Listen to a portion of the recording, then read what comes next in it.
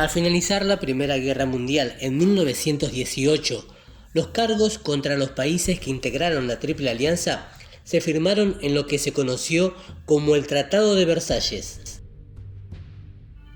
Alemania, acusada de ser instigadora del conflicto, tuvo que ceder parte de sus tierras, además de pagar 132 millones en marcos de oro, deuda que saldó en 2010. Otro punto le limitaba la fabricación de armamento militar. Pero la situación se agravaría en 1929 con la caída de la bolsa de valores en Wall Street.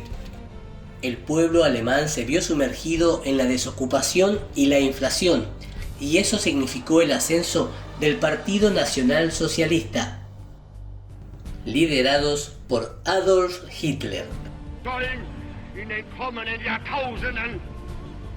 Wir können glücklich sein zu wissen, dass diese Zukunft restlos uns gehört. El plan de expansión territorial alemán incluía su rearmamiento militar.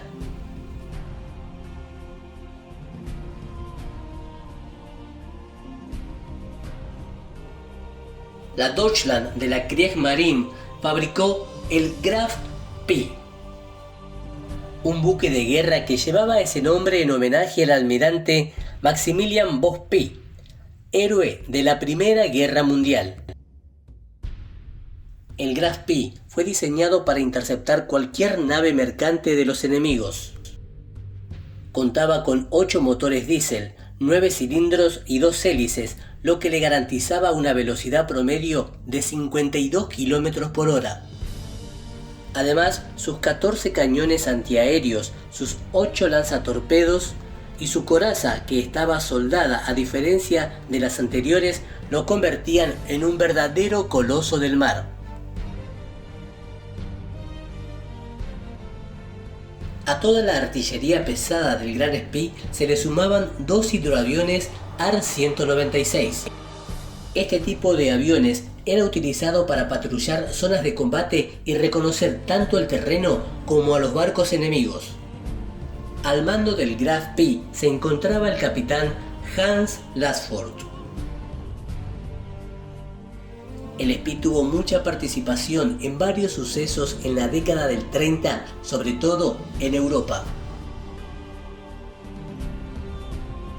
El Frente Popular Español gana las elecciones de 1931 con Manuel Azaña a la cabeza.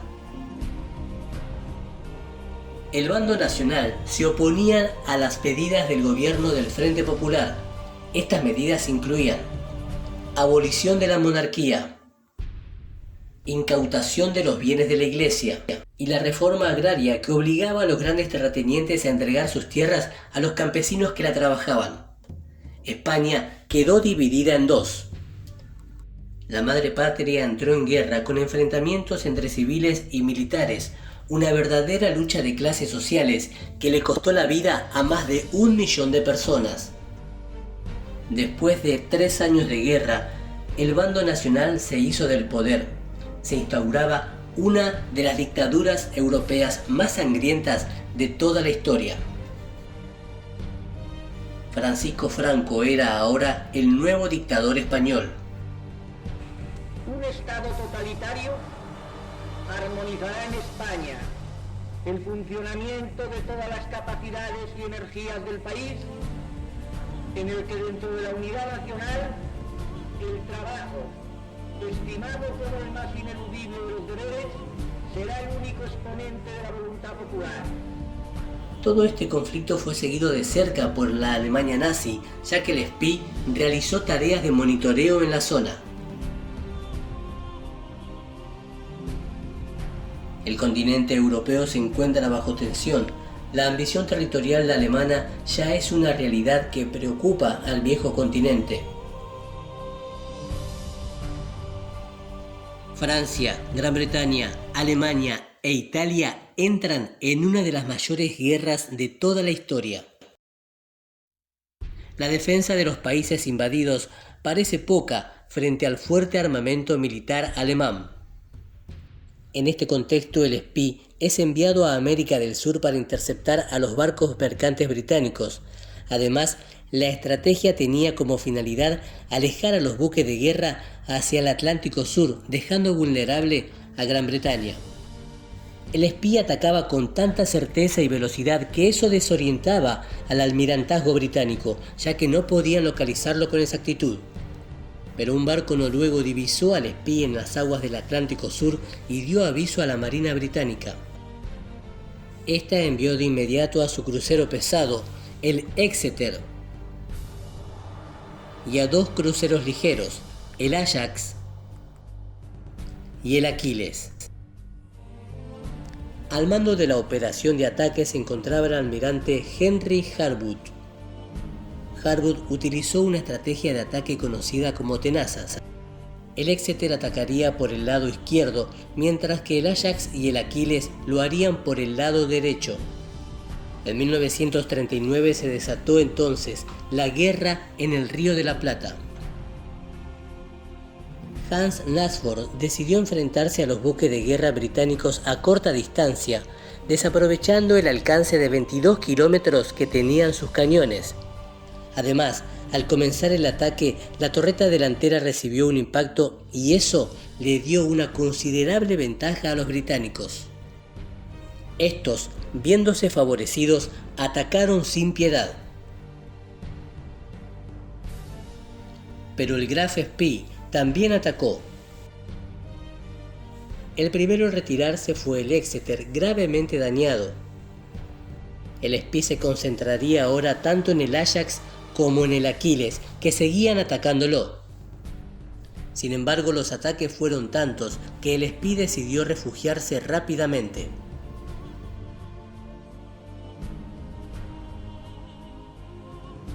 Buscó entonces el puerto más cercano, mientras que el Ajax y el Aquiles le seguían el paso.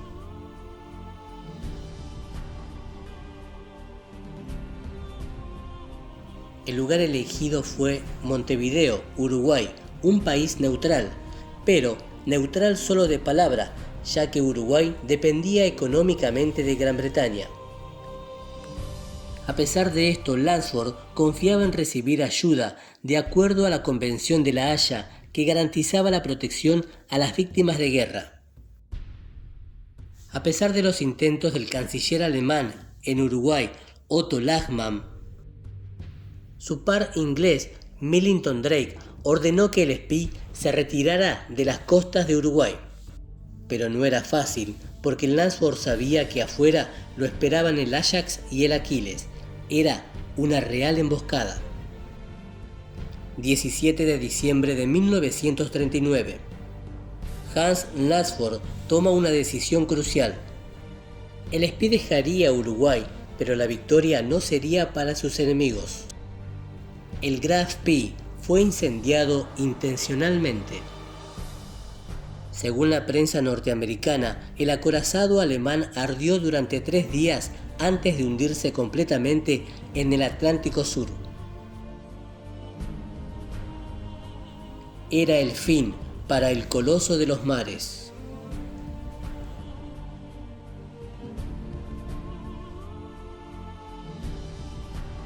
Pero antes de hundirse completamente, los tripulantes del Spee, incluyendo a Hans Lasford, fueron transportados en buques alemanes hacia Buenos Aires, Argentina.